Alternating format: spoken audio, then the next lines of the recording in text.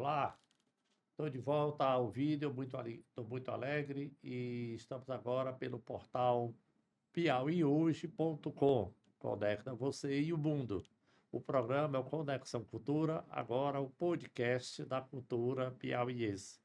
O programa vai trazer sempre um convidado para tratar de um assunto, entre aspas, polêmico, ou um assunto interessante da cultura brasileira e da cultura piauiense. Né? Eu agradeço muito aqui a direção do portal piauí.com, do jornalista Luiz Brandão e o pessoal da técnica, o Pedro e o Lucas. Né? A gente vai ao ar uma vez por semana, às segundas-feiras, de 19 às 20 horas. Eu quero a sua colaboração, a sua audiência. Compartilhe, comente, dê sugestão de temas para o nosso programa. Começando o programa, estreia, a gente vai falar hoje sobre o uso medicinal da cannabis e para isso trouxemos a enfermeira especialista em cannabis, Jamila Rocha. Jamila, muito obrigado, boa tarde, boa noite, boa noite. Boa noite, eu que agradeço pelo convite. Para mim é muito importante a gente poder abrir esse diálogo sobre a cannabis medicinal e aqui no Piauí, que ainda é um lugar que ainda a gente encontra muita dificuldade, principalmente para conseguir levar mais à frente essa informação, não só na classe médica, na classe de saúde, mas como na população em geral. E, por outro lado, a gente vem trabalhando na construção de ciência. Então, é algo que a gente está fazendo dia a dia, e isso para a gente é muito importante, essa abertura do diálogo. Ok. Falando em Piauí, quero começar também o programa dizendo a frase do escritor Leon Tolstói, o russo: se tu queres ser universal, canta primeiro a tua aldeia. E aqui nós vamos falar de Piauí, de cultura piauiense, das coisas da nossa terra. Não é? O portal já tem um programa específico de literatura piauiense com o professor o Wellington Soares, o Simbora, e outros programas que vai mais na linha da política, né, partidária. A gente vai para literatura, arte, cinema e etc. Né? E eu quero começar o programa fazendo algumas indicações importantes de leituras importantes para a cultura piauiense. A coleção clássica do Odilon Nunes, o mestre da história do Piauí, Pesquisas para a História do Piauí, são 4 volumes que tratam de tema em sua ordem cronológica. Quero também indicar aqui, fazer a referência à saudosa memória de João Gabriel Batista, professor de Geografia da UFP, a etnohistória indígena piauiense, onde ele fala de todo a questão das tribos, das nações e etc. Ok? E a gente também quer indicar, só um minutinho, aqui um livro que eu acho importantíssimo, A Vária Fortuna de um Soldado Português, do Major João José da Cunha Fidié. Fidié comandou as tropas portuguesas para impedir a independência do Brasil, principalmente dessa região Nordeste. E aqui na Batalha do Genipapo, em 13 de março de 1823, ele ganhou a luta, mas perdeu ele ganhou a batalha, mas perdeu a luta. E no presídio da prisão do Limoeiro, em Lisboa, ele escreveu esse diário. Confira que é importante para entender a Batalha do Genipapo. E o último, a descrição do sertão do Piauí, do padre Miguel de Carvalho. Esse livro é comentado pelo padre Cláudio Melo. Ele coloca aqui os 100 fazendas, localidades, sítios do Piauí, do território que foi chamado de Piauí, lá no século XVIII. Leitura importante. E a gente começa aqui com a nossa convidada. Feito isso, as apresentações, o tema é uso medicinal legal e seguro da cannabis. Né? Eu começo perguntando à nossa convidada enfermeira Jamila. Jamila, o preconceito sobre o nome maconha, cannabis, é histórico, vai para mais de 100 anos, é isso? Isso. Quando a gente começa a falar sobre cannabis, eu gosto sempre de puxar muito pela parte histórica, porque a gente tem que primeiro entender de onde foi que surgiu essa proibição. Sim. Porque é muito fácil você só querer proibir, mas sem entender a história, a gente não Por consegue quê, né? chegar a lugar nenhum. Então, a, primeiro, tem muito quem trouxe a maconha para o Brasil. Então, hoje a gente consegue, se a gente aprofundar mais na história, quem trouxe a maconha para o Brasil foram os próprios colonizadores. Tem muito essa ideia, alguns livros trazem que foi as pessoas escravizadas que traziam nas suas tranças, que traziam dentro dessas situações. Só que quando a gente entende mais a forma ampla que foi introduzida essa planta no Brasil, essa planta no Brasil foi pelos próprios colonizadores que essa planta chegou no Brasil. Por que que a gente chega nisso? Porque as velas dessas grandes embarcações, as roupas e as cordas que eram usadas nessas grandes Claro. embarcações eram feitas de fibra de cânhamo. E o cânhamo é uma subespécie da planta da cannabis. Por que que tem... É uma planta que tem várias classificações, que a gente tem várias subespécies. E o cânhamo, ele o produto, é a planta que tem menos concentração de THC, que chega até 0,3% de THC, que a gente denomina de cânhamo. E é rico em fibras. E essas fibras você produz corda, você produz tecido. E até tem um ponto a mais que a gente fala, tudo que é feito de plástico pode ser feito de cannabis, tá? Sim, interessante. Então, é um produto, é uma planta que, dentro da cadeia industrial, ela é riquíssima. A gente consegue fazer medicação, a gente consegue fazer biodiesel, a gente consegue fazer alimentos à base de cannabis. Quando a gente fala de alimento, eu estou falando de um superfood, um superalimento. É um dos únicos alimentos que contém 3 ácidos graxos essenciais, como ômega 3, 6 e 9. Rico em fibra, Interessante. rico em proteína. Então, é diverso a utilização. E quem trouxe para o Brasil foram os próprios colonizadores. Tão tal que tinha uma forma das pessoas conseguirem terras dentro do contexto histórico, que era essa pessoa que recebia essa terra, ela plantava cânhamo, esse cânhamo era destinado para Portugal, para eles fazerem fibra, e as flores que ficavam eram para curar as mazelas das pessoas escravizadas que cultivavam Ah, essas plantas. Então, não dá para a gente só negligenciar e querer cortar essa planta da nossa história. No Maranhão, foi uma das primeiras indústrias que teve de cânhamo. Depois saiu do Maranhão, foi para Santa Maria, e de Santa Maria migrou para o Paraguai. sim. Então, Desceu. desceu. Então, o que tem hoje no Paraguai, se você pega a história, veio daqui do nosso ladinho do Maranhão. Então, a proibição da cannabis no Brasil, ela se dá muito por conta da proibição nos Estados Unidos, que foi onde surgiu o grande conflito de interesse relacionado entre as indústrias. A indústria farmacêutica, a indústria do álcool, a indústria do tabaco, a indústria têxtil e a indústria do petróleo. Que, como eu disse, tudo que é feito de plástico pode ser feito de Pode cannabis. cannabis, sim. A indústria farmacêutica, porque a cannabis ela era vendida nas farmácias, tanto os elixir, pomadas, até os próprios cigarros, era vendido para tratar asma, tratar diversas doenças.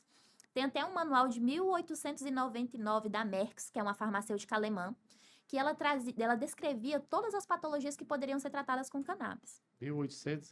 88, se eu não estou enganada. Mais de 100 anos, né? Mais de Quase 100 anos. E aí 126. começou a se gerar muito conflito relacionado a poder aquisitivo, que a cannabis ela estava tirando o lucro dessas grandes indústrias. Sim. A indústria do álcool, por quê? Porque quando você passa a consumir cannabis, o seu desejo, a sua vontade por álcool, ela diminui. O tabaco, a mesma forma. A indústria têxtil, porque você começa a ter uma produção maior de fibra com menos consumo de álcool. Ou de álcool não, perdão, de água. Sim. Então, acaba sendo um competitivo ali. Sim, sim.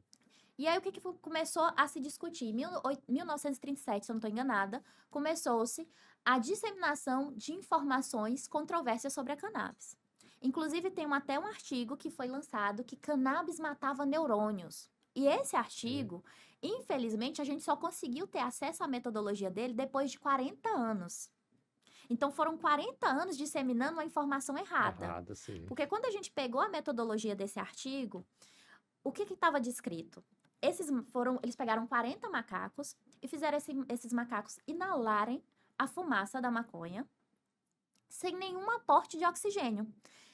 Esses macacos, eles morreram. E aí, automaticamente, eles correlacionaram que os macacos tinham morrido por conta da cannabis. Aí eles. Morreram pela falta de oxigênio, né? Exatamente. O clickbait do artigo era: cannabis mata neurônio. Só que quando se foi detalhar a metodologia desse trabalho, esses macacos eles morreram por hipóxia, por não ter aporte de oxigênio, não foi pelos canabinoides.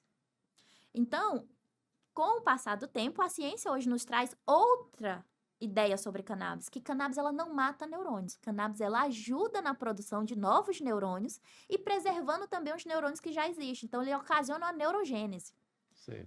Então, todo esse 100 anos de proibição que nós fomos educados, mal educados, foi completamente errado. E agora que a gente está nessa dessensibilização de trazer informação correta e mostrar isso, porque a ciência comprova. Então, tem vários pontos que a gente tem que fazer reflexão. E o Brasil, eu ainda chego muito nesse ponto que o Brasil ainda é um copia e cola dos Estados Unidos, do que dá certo e do que dá errado. Quase tudo. Então, quando essa política de drogas chegou no Brasil, foi um espelho dos Estados Unidos, dessa demonização relacionada à cannabis. Só que no Brasil tinha um agravante maior, que a gente está falando do contexto racista. Porque na época que... Fumar maconha era coisa de negro, favelado, que morava no morro ou na periferia. Exatamente. E ainda entra a capoeira, porque capoeira também era um crime. Proibida. Então, você era preso por jogar capoeira.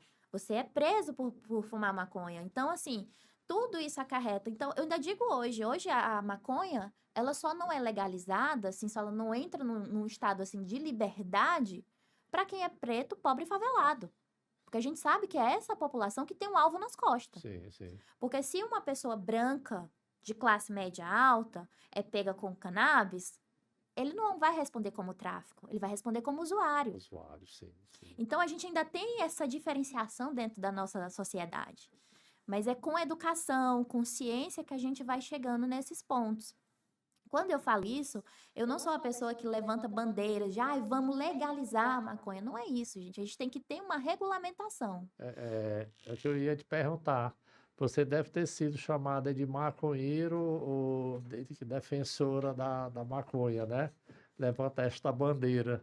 Com certeza. Muitas vezes. E assim, hoje não é uma coisa que me abala, não é uma coisa. Pra mim, eu não levo como pejorativo. A pessoa quiser me chamar de maconheira, eu vou falar assim, tá tudo bem, eu entendo, eu sou mesmo, porque eu faço uso dessa planta da forma medicinal e não tem problema nenhum. A gente está falando de substâncias que contém dentro de uma planta. Hoje, quando você pega a farmacopeia brasileira, tem vários medicamentos que são feitos de plantas. E tá tudo bem. Por que com a cannabis é diferente? A gente está falando de uma planta que tem 140 fitocannabinoides, que são os princípios ativos, Sim. que são os princípios fármacos. E 500 componentes químicos dentro dessa planta. Hoje a ciência, ela estuda mais, quase assim, uns 10 canabinoides que a gente tem mais base profunda. Mas os principais é o CBD, que é o canabidiol, o THC, que é o delta-9-THC, o CBC, que é o canabicromeno, o CBG, que é o canabigerol, e o CBN, que é o canabinol.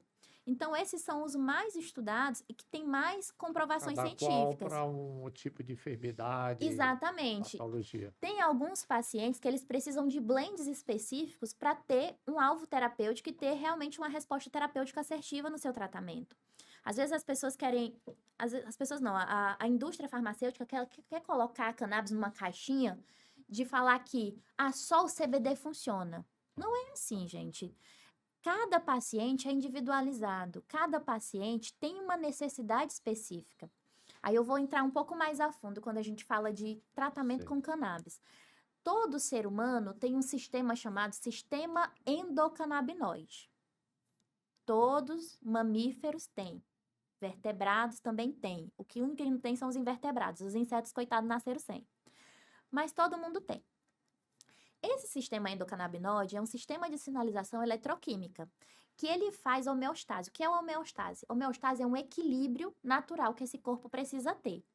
E ele regula 3 sistemas fundamentais, que é o sistema endócrino, o sistema imunológico e o sistema nervoso central, que é comandado por esse sistema endocannabinoide.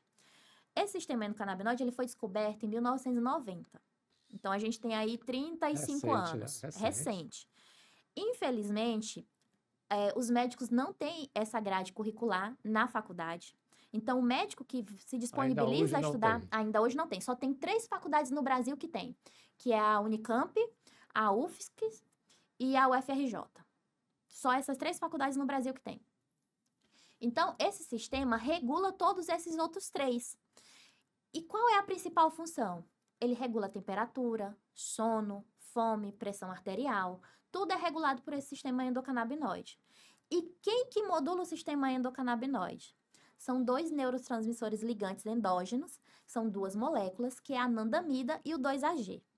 A anandamida, se você pega a estrutura molecular dela e coloca do lado da estrutura molecular do THC, elas são praticamente similares. E essas moléculas, elas se ligam a 2 receptores, que é o CB1 e o CB2. Que esses receptores são receptores de metabolização de endocannabinoides, que é o que a gente produz, que é a anandamida e 2-AG. Tem até um neurocientista brasileiro chamado Siddhartha Ribeiro que ele fala, nós produzimos a nossa própria maconha endógena. Então, a gente produz anandamida e 2-AG. A anandamida, ela em sânscrito significa bliss, felicidade plena, que é justamente essa sensação de prazer e felicidade que a gente tem após uma atividade física, após dançar ou cantar algo que nos emociona, que nos traz bem-estar e prazer. Até recentemente tem estudos que trazem que aquela felicidade pós-atividade física não é endorfina, não é adrenalina, é anandamida. Então, a gente consegue modular isso da cannabis. Então, nós precisamos de cannabis no nosso sistema. Nós produzimos algo similar. Então, quando a gente pega as moléculas da planta e coloca no nosso corpo, potencializa, né? A gente está metabolizando algo que o nosso corpo está preparado para metabolizar. Não é um corpo estranho que está entrando ali. Só que para isso, a gente precisa de quê? Ter um acompanhamento correto, saber a dosagem correta, saber qual canabinoide vai ser melhor indicado para a sua necessidade. Tem outro cientista chamado Ethan Russo. Eu gosto muito dos estudos dele. Hoje, para mim, ele é um dos melhores relacionados brasileiro também, né? Esse não. Esse não, se eu não me engano, ele é israelita. Não tenho certeza. Ethan Russo. É o que tem mais pesquisas científicas relacionadas a cannabis. E ele traz que a partir dos 30, todo mundo precisa suplementar cannabis. Por que ele chegou nesse ponto? Todo mundo, a partir dos 30, começa a ter um declínio hormonal. Isso acontece naturalmente. Nossos hormônios começam a não produzir da quantidade adequada que deveria. Sim. A mesma coisa acontece com a anandamida e o 2-AG, que é os compostos similares ao que tem na cannabis, que a gente precisa para fazer essa manutenção do nosso corpo. Mas, Jamila, eu preciso exatamente tomar cannabis para modular isso? Não. Dá para a gente estimular a produção de anandamida e 2-AG tendo uma vida extremamente tranquila, sem estresse. É difícil.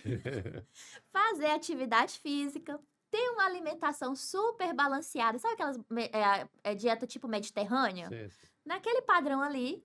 Aí eu te pergunto, quem que consegue fazer isso hoje em dia? É complicado, porque a vida hoje está complicada e os alimentos cada dia mais processados, né? Aquela coisa, né? Exatamente. E aí junta com o preconceito e a falta de conhecimento. Exatamente. Então, a gente precisa suplementar cannabis a partir dos 30. É isso que os estudos dele traz. E, além disso, se a gente for olhar para outros países que têm já uma regulamentação de cannabis, por exemplo, os Estados Unidos, a cannabis ela não é vendida como medicamento nos Estados Unidos. Ela é um suplemento. Ela entra pela FDA, é regulamentada como suplemento. Agora, produtos ricos em THC, a nível estadual, em alguns estados, precisa realmente de receita e tem acompanhamento médico. Você compra em dispensários, que são lojas que só vendem produtos relacionados a cannabis. Mas o CBD, ele é regulamentado a nível federal. Então, todo o território estadunidense, ela é tida como suplemento CBD. Sim. Então, você chega no Whole Foods, num posto de gasolina, você tem Tem lá uma lá, bebida infusionada, você tem na loja de conveniência. isso, você tem uma jujuba, você tem uma infinidade de produtos de cannabis. E é super tranquilo, assim, eu gosto muito de falar isso, porque às vezes tem muito essa ideia de vou ter uma overdose de cannabis. Não existe nenhum dado, nenhum achado histórico que alguém morreu por overdose de consumo de maconha. Não existe. E comenta-se muito, fulano vai morrer de fumar maconha. Hum, Né? fumar maconha, aí a gente entra por outro ponto. A gente tem que pensar em redução de danos. Sim. Se você pegar um baseado com uma seda que você não sabe a procedência, começamos pela própria maconha. Se você não sabe a procedência, não sabe com que aquilo foi misturado, você pega a seda, você fuma sem nenhuma piteira, você tá inalando o alcatrão da combustão. Total. Então, realmente, você pode morrer, mas por outras Outras, coisas, mas outro não por conta da motivo. maconha. Sim. Mas aí a gente pensa na redução de danos. O que que a gente tem que fazer? Pensar na administração de um óleo, de um comestível. E se for via inalatória, usar uns aparelhos chamados vaporizadores. Não é vape, tá? São uns aparelhos que têm uma câmara de cerâmica que aquece, não queima, só aquece na temperatura correta. Subir o E vapor. aí você só inala aquele vapor. Então, já existe essa metodologia, já tem médicos que prescrevem hoje no Brasil essa metodologia, principalmente como uma dose de resgate. Por exemplo, pacientes que têm dor crônica, que estão no pico de uma crise. A via inalatória ela é mais rápida, o efeito, e também o efeito passa mais rápido. Pacientes que estão tendo uma crise de síndrome do pânico, pode ser utilizado a via inalatória, porque você vai ter um efeito rápido. Bipolaridade, convulsão. Convulsão. Na convulsão, para via inalação, que a gente tem muita criança que faz uso, a inalada não é o mais indicado, mas tem sprays nasal que pode ser usado, bombinhas tipo aerosol também que pode ser Sim. usada. Hoje tem uma infinidade de formas de administração. Esqueci de dizer que Jamila Rocha, ela é diretora da associação Sai. BCI, é BCY, já já a gente mostra na tela, e é CEO da Bicure, né? Então, ela é especialista no assunto e está falando com conhecimento científico de causa, não é? E já já a gente dá os contatos e tudo mais. A gente vê muito preconceito aí no meio cultural onde eu atuo, sou inserido, de fulano de tal é maconheiro, fulano não vive sem maconha, entendeu? Então tem essa coisa, qualquer coisa que você queime, ela produz, a queima produz o subproduto da fumaça e tal, né? Mas se houver uma vaporização, é o coisa puro, o elemento puro sendo Exatamente. vaporizado, né? É, Aqui, você falou em lei federal, falou em Estados Unidos, aqui no estado do Piauí, nosso estado, a lei 8.085 de 2023, lei proposta pelo deputado Ziza Carvalho, acho que é MDB, e pela deputada Janaína Marques, do PT, né? Foi sancionada, acho que do governo Wellington Dias, né? isso. Não, acho que foi sancionada no governo do Rafael. Rafael, já é 23, né? Isso. E no município de Teresina, a lei 5916 de 2023 da vereadora Elzuíla, o Edilberto Borges e a Poliana Rocha. Então, isso está baseado em leis, né? Bom você procurar saber o contexto da lei e o uso do canabidiol está sendo disseminado principalmente nas questões de autismo, Alzheimer, Isso. AVC, não é isso? Quando a gente fala do uso terapêutico da cannabis, eu gosto sempre de deixar claro que é muito amplo. Eu sou uma pessoa que eu sempre sou pautada pela ciência. Eu não tô aqui para falar assim, cannabis vai curar a sua dor, a sua patologia. Não é isso. A cannabis, ela entra como uma ferramenta terapêutica que pode auxiliar no seu tratamento de maneira, assim, incrível, mas precisa ser realmente acompanhada, precisa realmente ter um acompanhamento médico de uma equipe multidisciplinar que saiba o que está fazendo. Porque o que acontece? As pessoas elas chegam muitas das vezes esgotadas, que já foram para todas as possibilidades possíveis. Então, vendo ali na cannabis a última alternativa. E eu gosto muito de trazer essa reflexão, porque em Israel, quando a gente fala de autismo, Israel, eles não tratam com cannabis os pacientes autistas como a última opção de tratamento, mas sim como primeira opção. E, infelizmente, aqui a gente no Brasil ainda vê muito a cannabis como a última opção. E não pode ser assim. Cannabis é uma ferramenta terapêutica que ela pode começar desde o primeiro dia do seu diagnóstico. E quando a gente fala de patologias que podem ser tratadas com cannabis, a gente tem uma parte muito ampla. Desde problemas neurológicos, problemas musculares, dor crônica, a gente pode estar utilizando a cannabis. Até tratamento dermatológico pode ser utilizado cannabis. Então, a gente tem aí pacientes com autismo, pacientes com TDAH, pacientes com dor crônica, mulheres com fibromialgia, mulheres e homens, né? Com fibromialgia, Parkinson, Alzheimer, endometriose está sendo muito utilizado também. Deixa eu ver o que mais.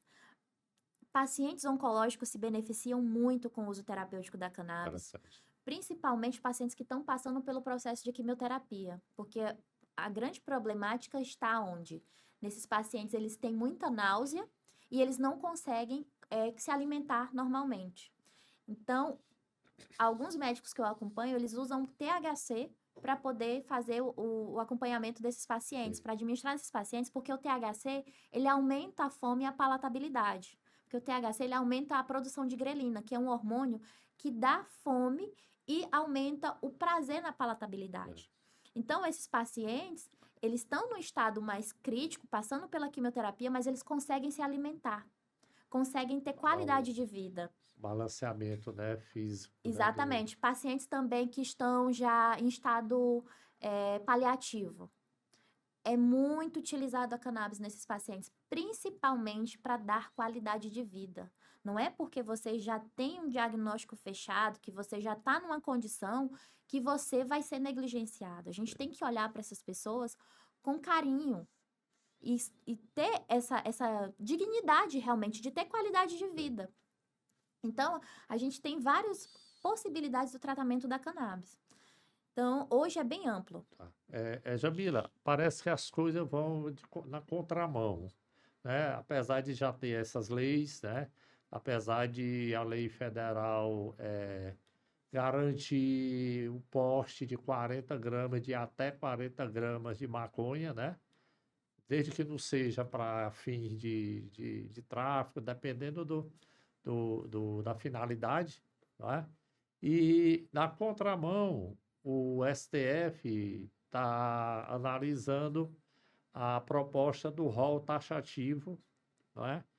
Que limitar o atendimento dos planos de saúde. O plano de saúde pode dizer se trata ou não, dá essa liberdade ao plano de saúde.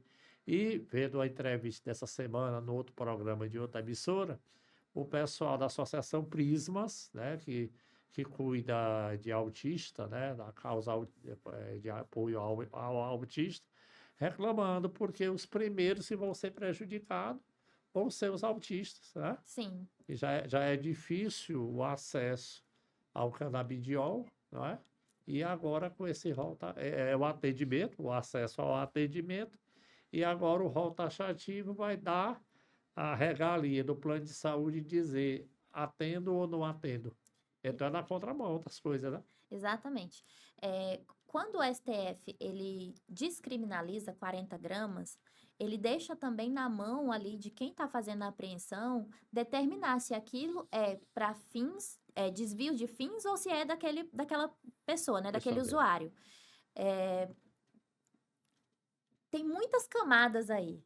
E quando ele traz essa situação do rol taxativo, as primeiras pessoas que vão ser prejudicadas é quem depende do plano de saúde para ter acesso à medicação. Porque isso já está acontecendo. Eles já estão proibindo, eles não estão mais... as pessoas entram com judicialização, eles não estão autorizando. Isso já há um bom tempo.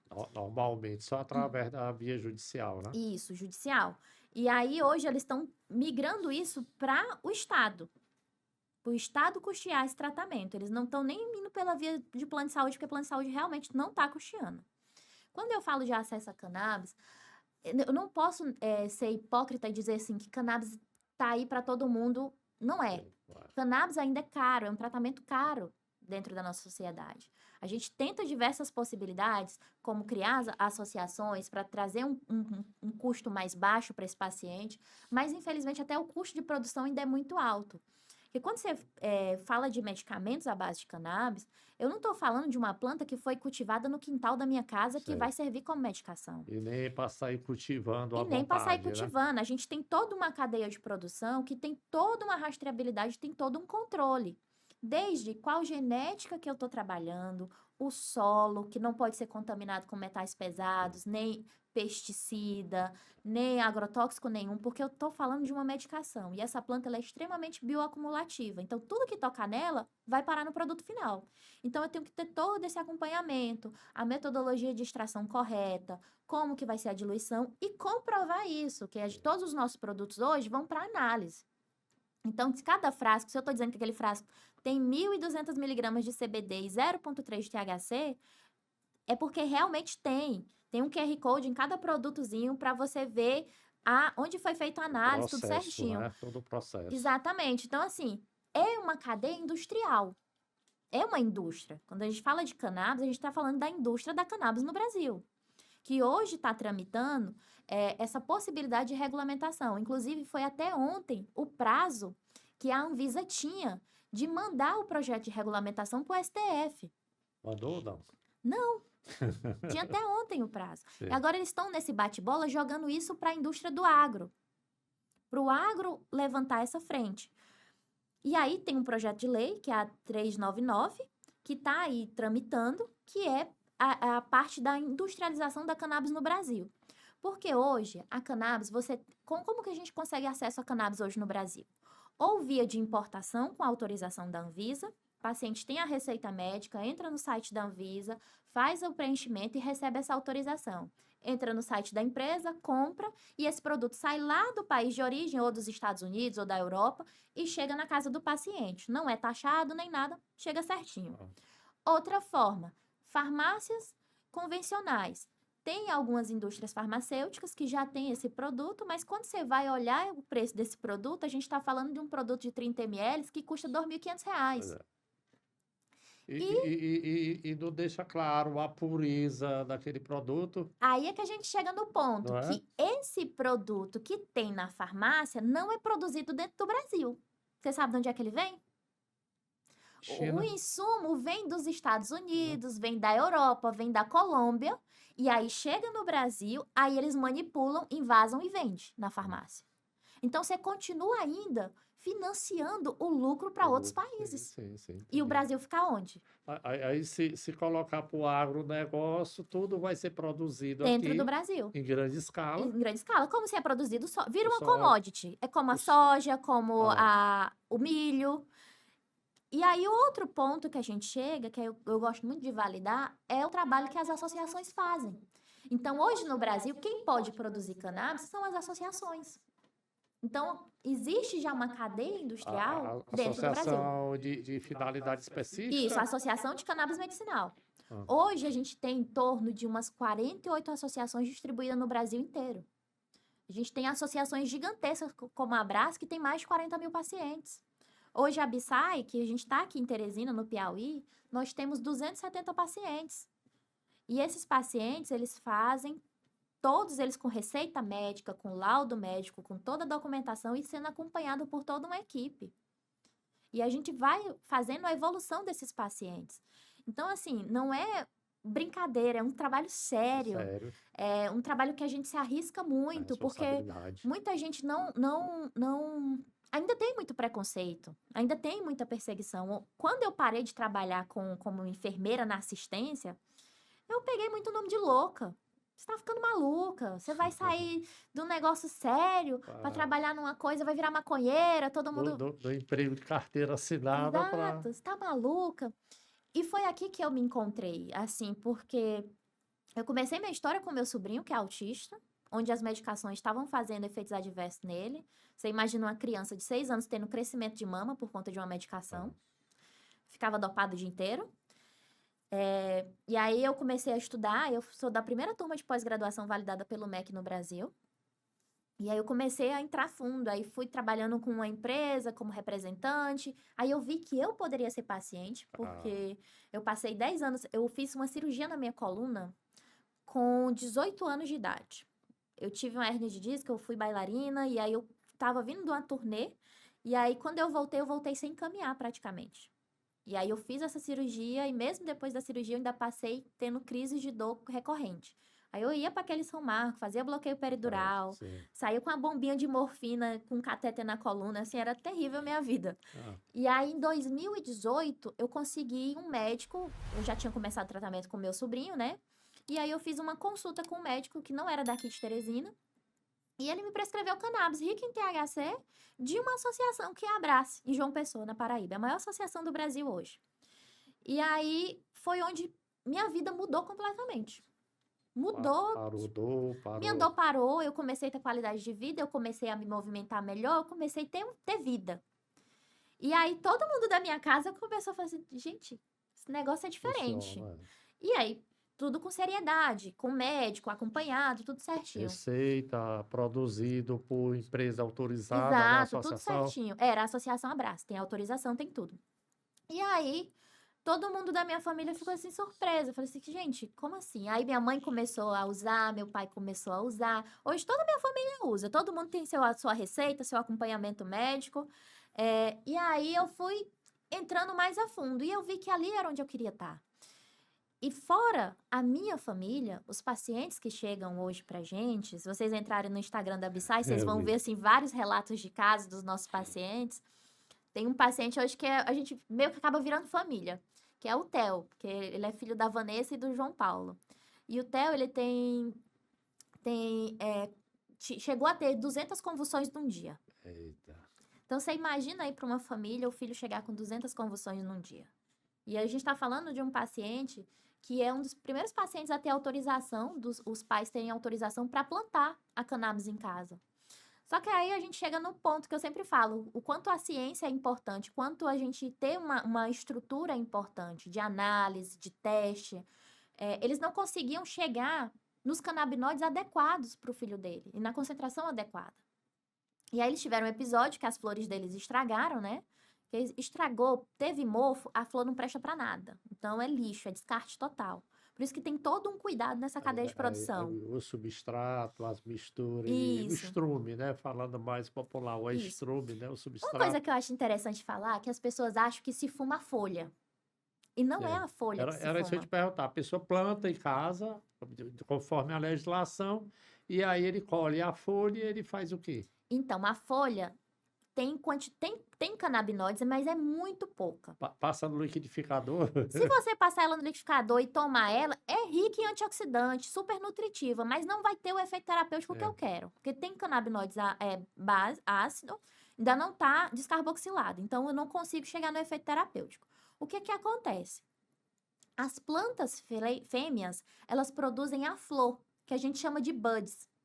Essas flores, ela tem uma açuquinha por cima, que são mini cristalzinhos, que são os tricomas. Dentro desses tricomas é que eu tenho uma resina que tem os canabinoides. E é daquela resina ali que eu faço a medicação.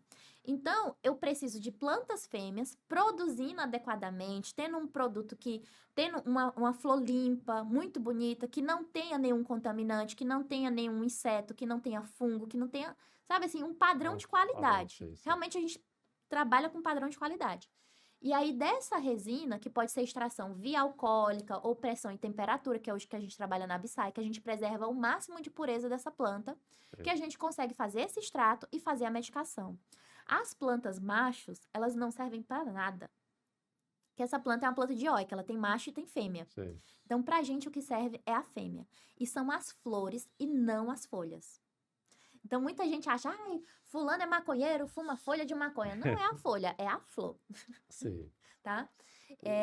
E precisa ter todo esse cuidado em produção dessa medicação. Não é, eu vou jogar no quintal da minha casa, vai nascer um pé ali, eu vou fazer a medicação. Não funciona assim. É bem mais complexo. E até para... Ai, eu acabei me perdendo. Mas voltando, no caso deles, eles perderam as flores porque eles tiveram um problema no freezer e as flores estragaram. E eles não conseguiram produzir a medicação do filho. Ah. E aí, como a gente tem o mesmo advogado, Aí ele falou, fala com a Jamila que ela vai ajudar vocês aí, ver o que ela pode fazer. E aí ela falou comigo e tal. Eu falei, mulher, vamos ver. Aí eu mandei o óleo. Quando dá assim, uns 3 dias depois, ela me liga falando assim, Jamila, eu nunca vi meu filho passar 24 horas sem uma crise. E a gente tá indo para Maravilha. 4 dias sem crise. Então hoje o Theo, ele passa de 40 dias sem nenhuma crise. Sendo que é Ah, uma criança que tinha 200 convulsões num dia.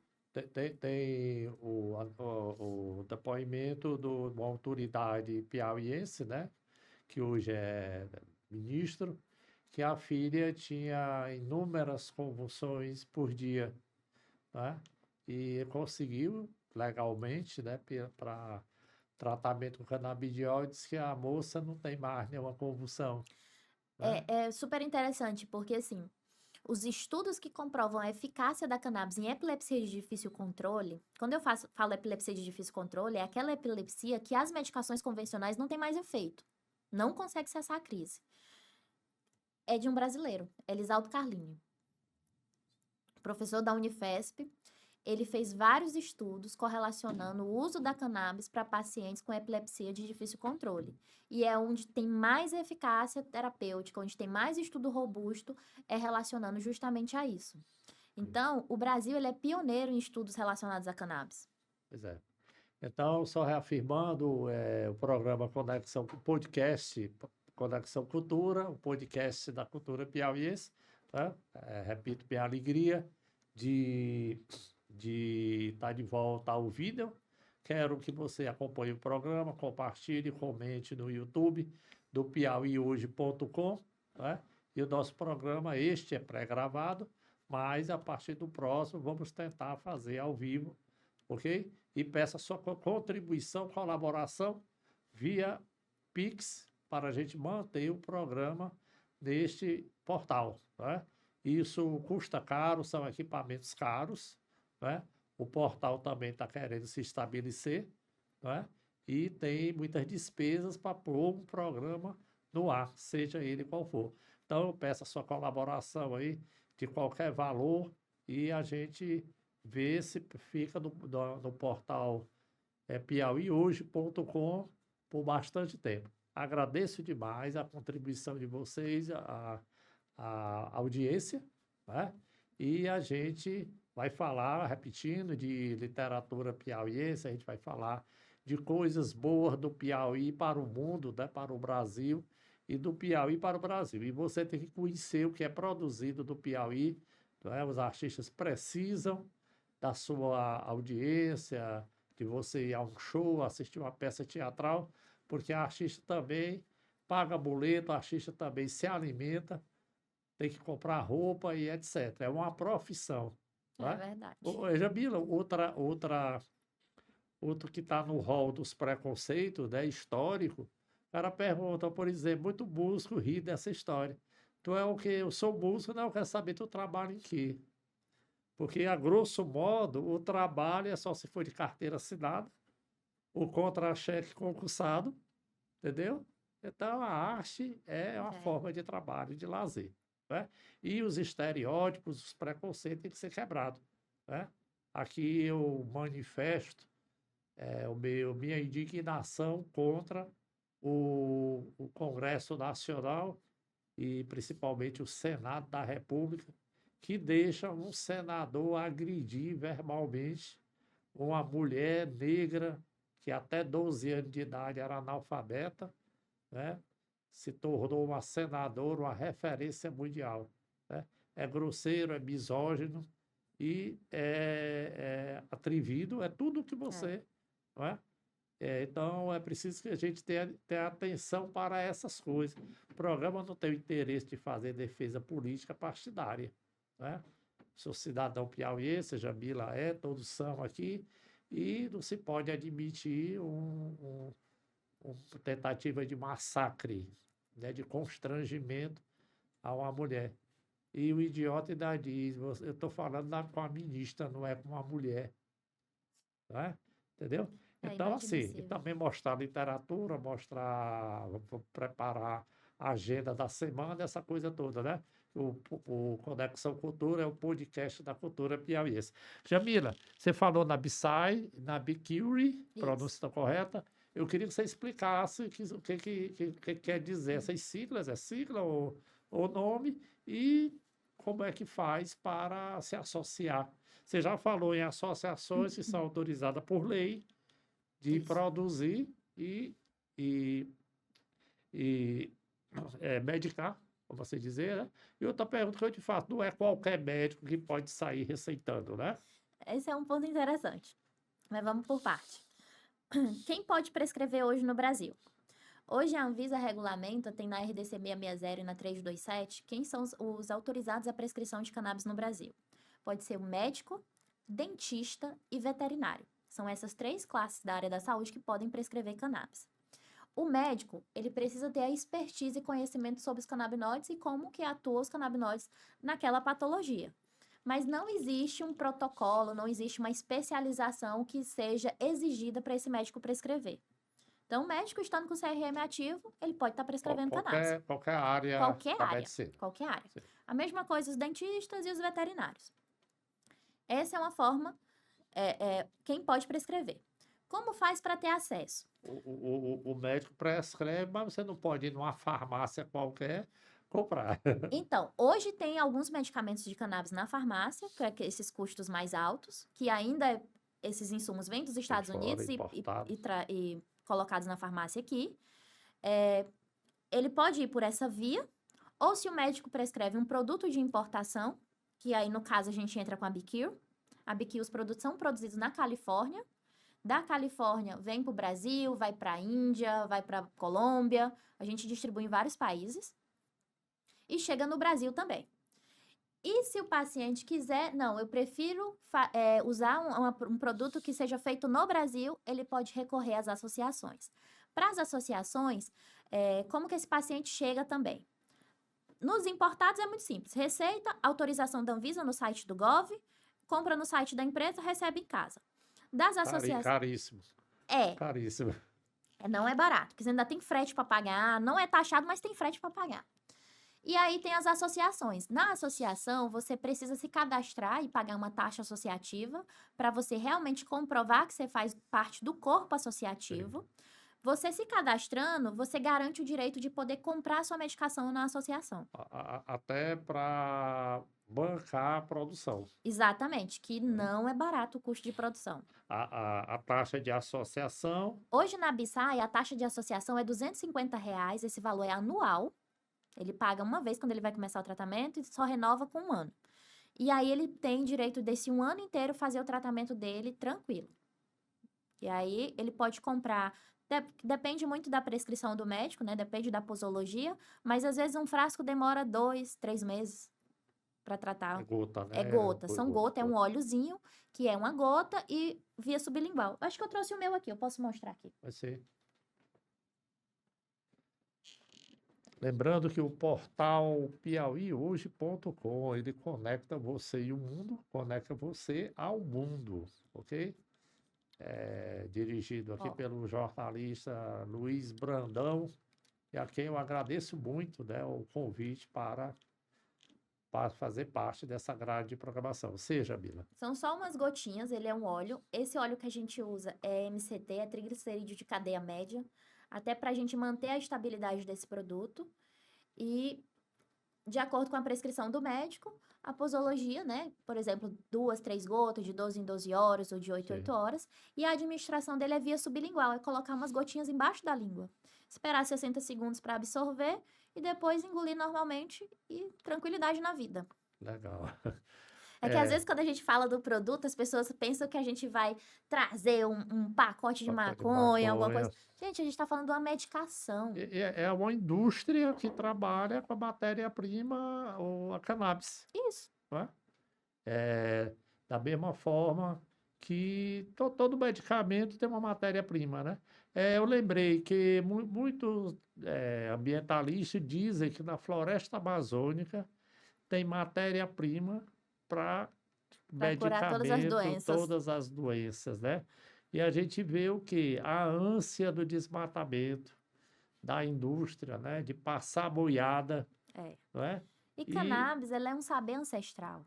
Quando a gente pega o uso da cannabis, ela está descrita na primeira farmacopeia chinesa. para o uso da cannabis para tratamento de febre reumática, dor crônica. Você pega todos os achados históricos, a cannabis é usada há 5.000 anos antes de Cristo. Sim. E também lembrei que muitos dizem, né, quem plantava maconha eram os índios, pejorativamente, né? Entendeu? Essa coisa toda. Então, é uma carga de preconceito da história do Brasil, né? É, Contada na visão do invasor, na visão do colonizador, de uma elite, né? exatamente. E você falou da questão da proibição da capoeira. Tem um trabalho aqui do meu querido professor, eu vou já lembrar o nome dele, meu Deus, da proibição de batucadas em Teresina, lá em 1860, 1862, logo no início da capital, né? Foi por lei municipal, decreto do prefeito que era proibido batucadas. Agora quem é que fazia batucadas? Os negros, que eram capoeiristas, não é? Uhum. Fumavam, né? Então, botaram tudo no rol da marginalidade, né? Exato. E aí vem, entendeu? Que isso acontece até hoje. Hoje, quando a gente dialoga sobre cannabis, fala sobre cannabis, a gente ainda está muito nesse rótulo dos maconheiros. Muito, e eu sempre falo, isso não me afeta de maneira alguma. Eu estou fazendo o meu trabalho é levar educação, é levar ciência e realmente levar acesso a quem mais precisa. Tem até tem uma associação, acho que é em Minas, chamada, não, em Belo Horizonte, chamada Curando o Ivo, que ele começou a associação lá por conta do pai dele que Sim. tinha, né, já veio a falecer, Alzheimer. E ele era extremamente agressivo. Tem até um vídeo no YouTube, Curando o Ivo. E aí, quando ele passou a usar o óleo, o pai dele mudou completamente. O pai dele teve qualidade de vida, diminuiu a agressividade, melhorou o cognitivo. E aí, ele tem uma fala que eu acho extremamente importante, que é não espere precisar para ter que apoiar. Sim. E que, infelizmente, é isso que acontece. As pessoas, elas precisam sentir na pele a necessidade, sentir o benefício ali com um membro da família para começar a apoiar. Quando a gente fala de tratamento com cannabis, eu vou muito mais além. Não é só tratar uma doença, é trazer saúde e bem-estar para a família inteira. Porque quando você tem uma pessoa que precisa de um acompanhamento, tem uma patologia já definida, que é forte, que toda a família sofre junto. E aí, quando você traz a cannabis como uma ferramenta terapêutica que diminui aquela dor, diminui as estereotipias, toda a família se beneficia. Claro, claro. Porque a enfermidade, né, ela desestabiliza a família inteira, né? Completamente. Uma mãe atípica, né, nesse caso aí da Associação Prisma reclamando desse rol taxativo, ela disse: a minha vida, né, o autismo da minha filha de grau elevado, ela pautou a minha agenda do meu minuto a minuto, entendeu? Vivendo, até se privando de muitas coisas, uma mulher nova, né, e tal, o pai da criança parece que é muito novo também, então muda, né? Então, as crises desestabilizam até o vizinho e é uma cadeia, né? É. Na questão do idoso, Jamila, também é mais cuidadoso? Então, o idoso é super interessante, porque o idoso ele se beneficia muito de produtos ricos em THC. Sim, Eu faço até um comparativo. Quando a gente fala de cannabis, cannabis não é para jovem. Eu sempre gosto de trazer sim, isso. Cannabis não é para jovem. E isso eu aprendi com Siddhartha também. Que ele fala que cannabis, para indivíduos jovens que não tem nenhuma patologia predefinida, não tem nenhuma uma doença diagnosticada, não é para usar. sim. Principalmente rico em THC. Por quê? Porque esses jovens, eles já têm muitas sinapses, muita produção de neurônio. Por isso que são tudo aborrecido, qualquer coisa desestabiliza. É porque é muito pensamento acontecendo ali ao mesmo tempo. É muita produção de sinapses. E se você coloca um produto rico em THC nesses jovens, nesses adolescentes, você vai trazer mais produção Explodir, de né? neurônios. Você vai ter ali acessibilidade. O que acontece? No momento, no presente momento, ele não vai poder, não pode não ter nenhum problema. Mas no futuro, ele pode ter uma crise chamada, uma síndrome chamada síndrome amotivacional. que é um indivíduo que não tem força de vontade, que não tem vontade de viver, que não tem vontade de fazer nada. Sobe, sobe, sobe, depois Depois declina. declina, né? E aí, o interessante é que a ciência traz que para adultos e idosos, o uso de cannabis, ela melhora o cognitivo por conta da produção de novos neurônios, por conta da neurogênese, a produção de novos neurônios e a preservação dos que já existem. Então, tem estudos em camundongos que correlaciona o uso do THC, principalmente em camundongos que já idosos, que não tinha mais o cognitivo Sim. já elevado, começaram a ter tinha declínio. perdido muito neurônio, Exatamente. muito... Então, para quem tem Alzheimer, é excelente fazer o uso de cannabis, porque ajuda nessa preservação que já tem doença e criando autoimune, novos. Exatamente. entendeu? Então, adolescentes, por favor, não entrem nessa onda de, é porque tô no hype, é porque eu quero. Não inventem, tá? E adolescente fumar maconha, que vai ser benéfico, não sei o quê, entendeu? Não é benéfico coisa. para você não, viu, querido? Jamila, alegria tê-la aqui na estreia do programa Conexão, o podcast da cultura piauiense, né? Estava mais de ano fora do ar. Eu agradeço a Web TV anterior, que consegui ficar 4 anos e meio com o programa Conexão, foi muito interessante. E peço a você que assista, comente, compartilhe e contribuam via Pix para a gente manter esse programa no ar aqui do piauihoje.com por muito tempo, não é? A gente falou de literatura, a gente falou aqui das leis, agora Jamila, para encerrar, ela vai falar dos contatos da Bissai e da Bicuri. Isso. Obrigado mais uma vez pelo convite. Estou muito feliz, principalmente quando é na nossa casa, quando é no nosso Piauí, a gente fica mais feliz ainda.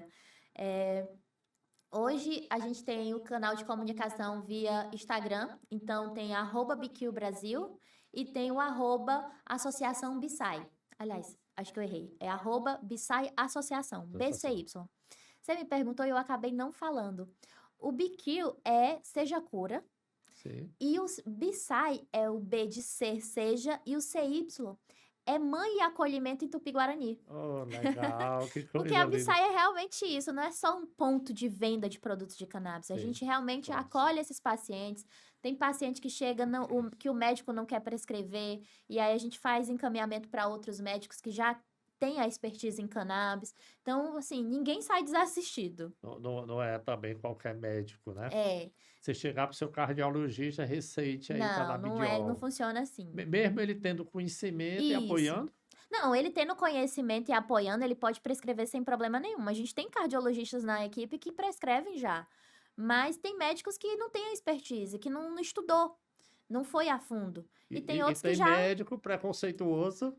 Como todo lugar, sempre vai ter um que pode ter seu preconceito ali exacerbado, tem outros que são mais contidos, mas é o que eu falo, é com um passinho de cada vez, a gente levando educação, levando ciência, que a gente vai conseguir realmente mudar a visão desses profissionais relacionado a cannabis. O que não dá é pra gente negligenciar quem realmente precisa desse tratamento.